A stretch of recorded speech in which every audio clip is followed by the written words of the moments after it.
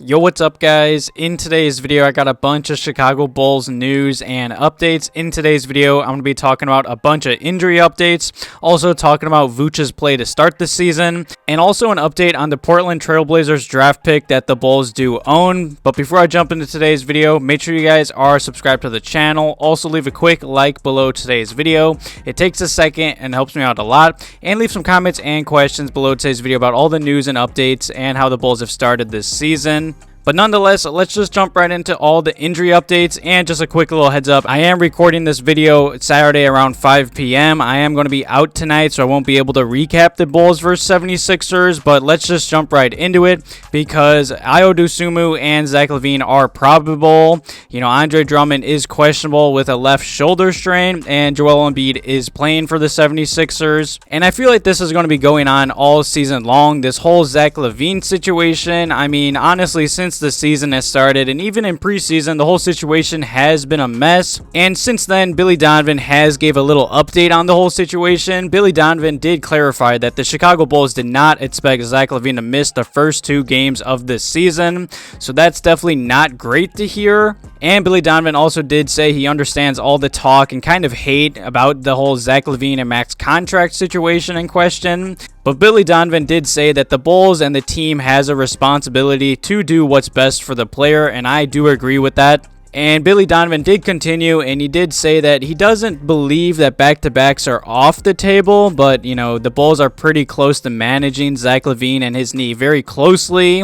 He also doesn't know if the soreness is a side effect of the surgery or if it will just kind of go away over time. He did say Zach LaVine is healthy and he is cleared to play, but because of his history and just history around the NBA with knee injuries, there could be times during the NBA season that he has discomfort to manage. Obviously, I expect him to miss most back-to-backs, but hopefully at one point in this season, Zach LaVine will finally be 100%. And like I did say earlier in today's video, I expect this to kind of go on for probably the first half of the NBA season. But after that, hopefully he's just 100% playing in every game.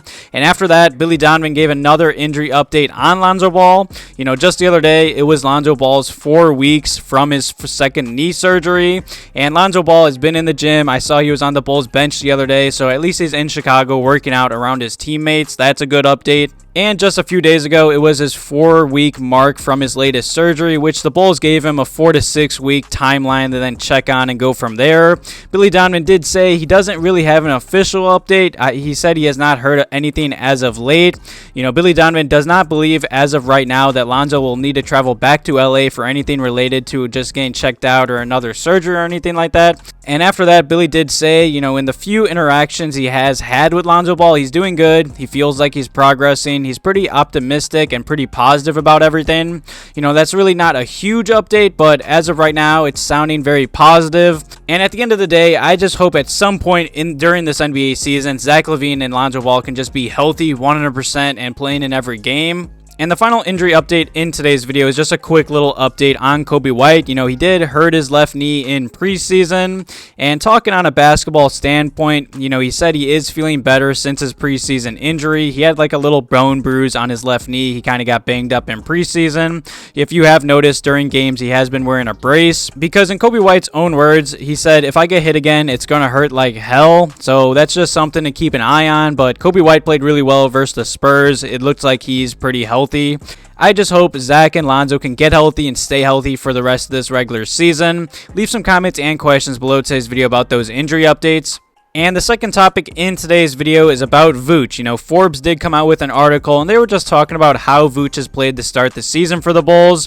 Vooch is still not shooting the basketball well. That's definitely a concern. Hopefully those percentages can go up, but he's definitely getting way more shots and just touches around the rim and on the block and in the post, and I really like to see that. There's also less mid-range, which I would like Vooch to shoot more from mid-range. I believe he's a really good pick-and-pop player. Vooch is also shooting more free throws and obviously lots of offensive rebounds.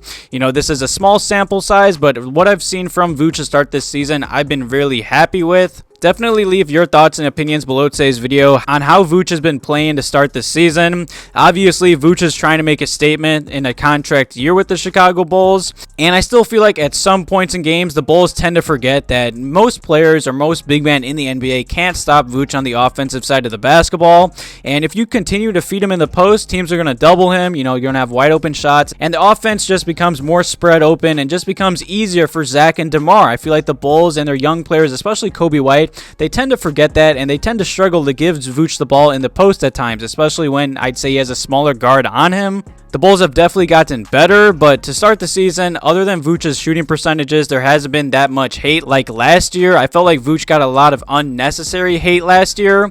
I mean, other than his shooting percentages, Vooch has had a really strong start to the season in my eyes. And to start the season, he has played about 30 minutes a night, and in those minutes, he has averaged 16 points per game, shooting 41% from the field, only 27% from three-point range, but he has been averaging 11 rebounds, 3 assists, and a career high about 1.5 blocks per game. Vooch has played really solid other than his shooting percentages. If he could just get those percentages up, I mean, Vooch could be an all-star if the Bulls continue to keep winning games. I still do expect Vooch and the Bulls to come to a contract extension, maybe in the offseason, but as of right now, I am happy with how Vooch has started this season playing. I just hope his shooting percentages continue to go up.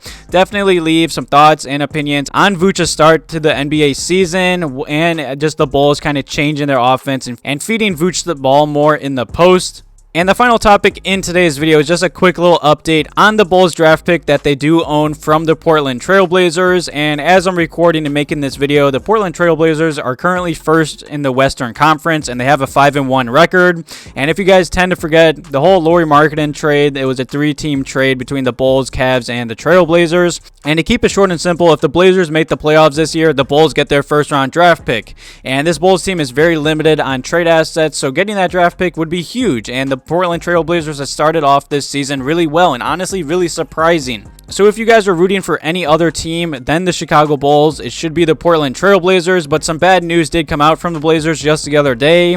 Damian Lillard is expected to be out anywhere from 1 to 2 weeks. He did have a calf strain, and Damian Lillard has been playing amazing basketball to start this NBA season. Hopefully he can come back in 1 to 2 weeks and the Portland Trail Blazers don't completely fall off the map, because like I did say, the Bulls are going to need that draft pick for the future.